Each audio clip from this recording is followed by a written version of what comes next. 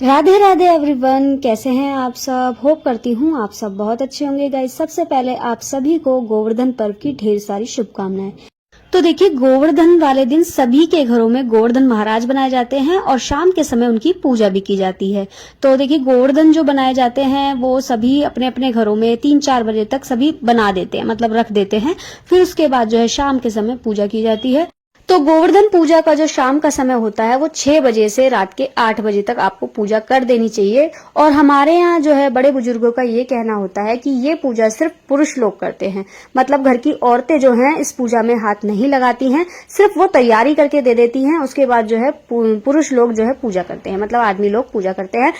तो अब मैं आपको बताती हूँ कि भोग में क्या बनाया जाता है। देखिए, भोग में जो है सबसे पहला भोग जो लगता है, वैसे तो 56 प्रकार के भोग लगाए जाते हैं हमारे श्री कृष्ण भगवान को, लेकिन गोवर्धन महाराज के लिए सबसे पहला भोग जो होता है वो होता है अन्नकूट का। तो अन्नकूट में जो है मिक्स सब्जी बनाई जाती है, सभी तरह की सब्जियां डाल के सब्जी तैयार की जाती है। कढ़ी, बाजरा, चावल, पूड़ी वगैरह ये सब चीजें बनाई जाती हैं इस दिन भोग में। और आप चाहें तो अठावरी निकाल सकते हैं खीर पूड़ी से, कुछ भी मीठा बनाकर, और 8 पूड़ी रखकर इस तरह से भी आप निकाल सकते हैं। और यहाँ पर देखिए, हमें जो पूजन सामग्री में सामान चाहिए वो क्या क्या चाहिए। देखिए, खील बताशे सबसे पहले चाहिए, क्योंकि खील बताशे से ही ये त्योहार किए जाते हैं। तो हमें खील बताशे का भोग सबसे पहले लगाना होता है। खील बताशे के साथ साथ हमें कुछ मीठा, मिठाई में अगर आपके पास कुछ है तो ठीक है, वरना बताशे से भी आप भोग लगा सकते हैं। उसके अलावा हल्दी चंदन का तिलक लेना है, धूप बत्ती लेनी है, घी का दीपक लेना है। घी का दीपक नहीं जलता आपके यहाँ तो तेल का दीपक भी जला सकते हैं। और यहाँ पर हमें कुछ दक्षिणा रखनी होती है, और एक जल का लोटा जरूर रखिए, इसमें थोड़ा सा दूध कच्चा और गंगा जल डाल के। तो इस तरह से ये पूजा की जाती है। बस इतनी ही सामग्री चाहिए होती है हमको। और चावल ले सकते हैं थोड़े से, अगर चावल नहीं है तो खील से भी इस पूजन को कर सकते हैं।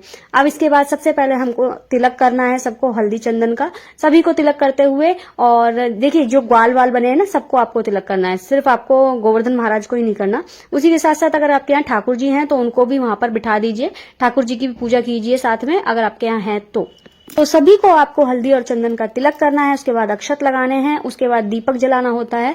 दीपक जलाने के बाद आपको खील बताशे का भोग लगाना है। और जो नाभि बनाई थी ना हमने, जिसमें जो गोवर्धन के ऊपर नाभि जो बनाते हैं पेट पर, उसमें आपको कच्चा दूध जरूर भर के रखना है पूजा शुरू करने से पहले। तो यहाँ पर हमने कच्चा दूध भर दिया है। अब इसके बाद जो हमने पूजा शुरू करी है, तो यहाँ पर सभी को भोग लगाना है आपको खील बताशे का। खील बताशे का भोग लगाने के बाद फिर आपको करनी होती है आरती।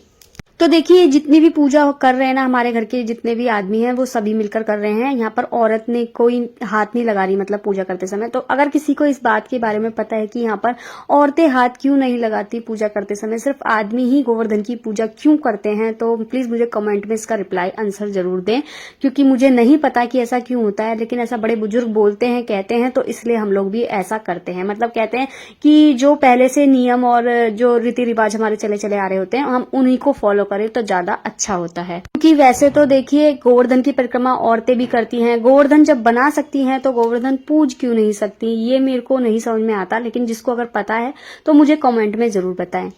उसके बाद जो आपने अन्नकूट बनाया उसका आपको भोग लगाना है। जो अगर आपने अठावरी बनाई है तो अठावरी का भोग लगाएं, पूड़ी और खीर का।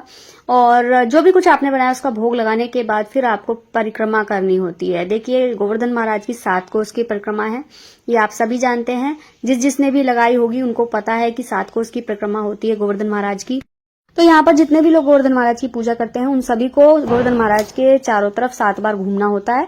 तो ये 7 कोस की परिक्रमा ही मानी जाती है। और हाथ में जो जल का लोटा है जिसमें आपने कच्चा दूध और गंगा जल डाला है, उस जल के लोटे को हाथ में लेकर रखना है। और सभी को जो है उस जल को उनके चारों तरफ परिक्रमा में डालते हुए चलना है, चारों तरफ। तो इस तरीके से गोवर्धन महाराज की परिक्रमा लगाई जाती है और गोवर्धन महाराज की जयकारे लगाए जाते हैं। तो यहाँ पर गोवर्धन महाराज की परिक्रमा पूरी होती है और इसके बाद ये पूजा भी संपूर्ण हो जाती है। तो बस उसके बाद प्रसाद जो है सब में बांट दें, तो यहाँ पर ये पूजा पूरी हो जाती है। तो होप करती हूँ आपको ये छोटी सी सरल विधि द्वारा बताई गई जानकारी अच्छी लगी होगी। अगर अच्छी लगी है तो प्लीज वीडियो को लाइक शेयर करना बिल्कुल ना भूलें। चैनल को भी जाकर जल्दी से जल्दी सब्सक्राइब कर लें, जिससे आने वाली वीडियो के नोटिफिकेशन आप तक पहुंचते रहे, नई नई यूजफुल जानकारी आपको मिलती रहे। तो चलिए गाइज, मिलती हूँ आपसे नेक्स्ट किसी वीडियो में अच्छी सी जानकारी पूजा विधि के साथ। तब तक के लिए राधे राधे, जय श्री कृष्णा।